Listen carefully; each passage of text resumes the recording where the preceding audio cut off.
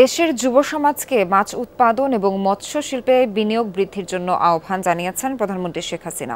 সকালে বঙ্গবন্ধু আন্তর্জাতিক সম্মেলন কেন্দ্রে Bangladesh aquaculture and sea food show এর উদ্বোধনী অনুষ্ঠানে কথা জানান তিনি।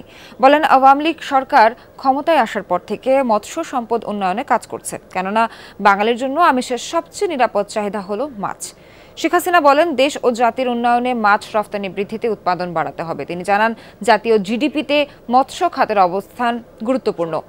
এর পাশাপাশি ব্লু ইকোনমি বা সমুদ্র সম্পদ আহরণের প্রতি মনোযোগ দিচ্ছে বাংলাদেশ, অর্থাৎ তেল, গ্যাসের মতো জ্বালানি এবং সি ফুড প্যাকেজিংয়ে বাড়াতে হবে কার্যক্রম। তাহলে আরও বেশি সমুদ্রের মাছ রফতানি করা যাবে।